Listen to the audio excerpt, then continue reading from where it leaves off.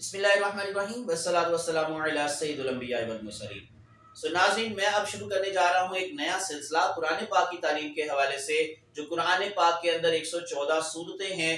ہر صورت کے نام کی وجہ کیا ہے، اس کا نزول کب ہوا، اس میں آیات کتنی ہیں اور اس کا مضمون کیا ہے۔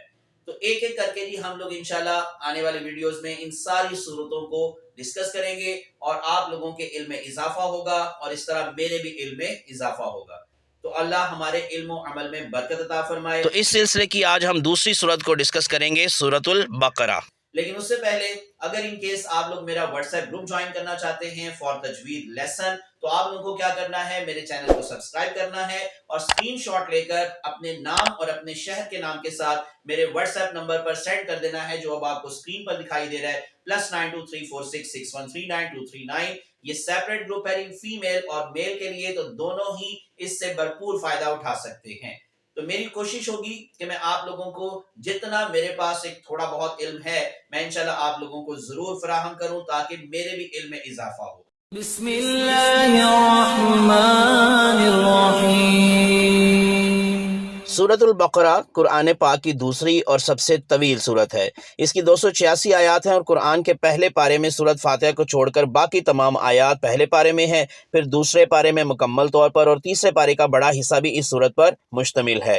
اب ہم ذرا چلتے ہیں اس کے نام اور اس کی وجہ تسمیہ کی طرف۔ سورت کا نام بقرہ ہے اس لیے کیونکہ اس سورت میں آیت نمبر 67 سے 73 یعنی کہ 67 سے لے کر 73 تک ان آیات میں گائے کے واقعہ کا ذکر ملتا ہے۔ اب قرآن مجید کی ہر صورت میں اس قدر وسیع مضامین بیان ہوئے ہیں کہ ان کے لیے مضمون کے لحاظ سے جامع عنوانات تجویز نہیں کیے جا سکتے۔ عربی زبان اگرچہ لغت کے اعتبار سے نہایت مالدار ہے، مگر بہرحال ہے تو انسانی زبان، سو انسان جو زبانیں بولتا ہے وہ اس قدر تنگ اور محدود ہیں کہ وہ ایسے الفاظ یا فکرے فراہم نہیں کر سکتی جو ان وسیع مضامین کے لیے جامع عنوان بن سکتے ہوں۔ اس لیے نبی کریم صلی اللہ علیہ وآلہ وسلم نے اللہ تعالیٰ کی رہنمائی سے قرآن کی بیشتر صورتوں کے لیے عنوانات کی بجائے نام تجویز فرمائے، جو محض علامت کا کام دیتے ہیں۔ اس صورت کو بقرہ کہنے کا مطلب یہ نہیں ہے کہ اس میں گائے کے مسئلے پر بحث کی گئی ہے، بلکہ اس کا مطلب صرف یہ ہے کہ وہ یہ جو صورت ہے یا وہ صورت جس میں گائے کا ذکر آیا ہے۔ چلتے ہیں نیکسٹ اس کے زمانے نزول کی طرف۔ سورہ بقرہ مدنی صورت ہے۔ تمام صورت مدینہ منورہ میں نازل ہوئی، سوائے ایک آیت کے جو کہ 281ویں آیت ہے، جو کہ حجۃ الوداع کے موقع پر مکہ المکرمہ میں نازل ہوئی۔ اس صورت کا بیشتر حصہ ہجرت مدینہ کے بعد مدنی زندگی کے بالکل ابتدائی دور میں نازل ہوا ہے۔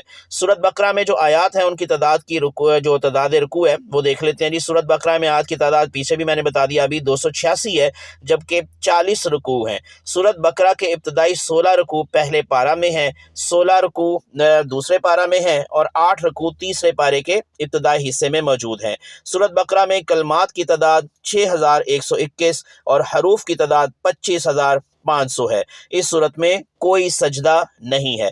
جو اہم اور دلچسپ معلومات ہے کہ وہ یہ کہ سورت بقرہ میں جو کل 286 آیات ہیں، اگر اس سے آخری ہندسے کو اگر ہٹا دیں تو 28 بچے گا، اور یہ مدنی صورتوں کی تعداد ہے، اور اگر پہلے ہندسے کو ہٹائیں تو 86 بچے گا، جو کہ مکی صورتوں کی تعداد ہے۔ سو اگر ان دونوں یعنی 28 اور 86 کو جمع کر لیں تو 114 کا ہندسہ آئے گا، جو کہ کل قرآنی صورتوں کی تعداد ہے۔ سو یہ تھی اہم معلومات جو میں نے سورت بقرہ کے بارے میں آپ کو بتائیں۔ الحمدللہ ہم نے کافی زیادہ معلومات حاصل کی اس سورت کے حوالے سے۔ امید ہے کہ آپ لوگوں کے علم میں اضافہ ہوا ہوگا۔ تو اگر آپ لوگ اسی طرح سے مزید انفارمیٹیو ویڈیوز دیکھنا چاہتے ہیں تو میرے چینل کو سبسکرائب کر لیں اور پریس کر لیں بیل آئیکن، تاکہ آپ لوگوں کو انفارمیٹیو ویڈیوز ملتی رہیں۔ اپنی دعا میں یاد رکھیے گا، اللہ ہم سب کا حامی و ناصر ہو، اللہ آپ سب کے روزے قبول فرمائے۔ جزاکم اللہ خیرا کثیرا۔ السلام علیکم ورحمۃ اللہ وبرکاتہ۔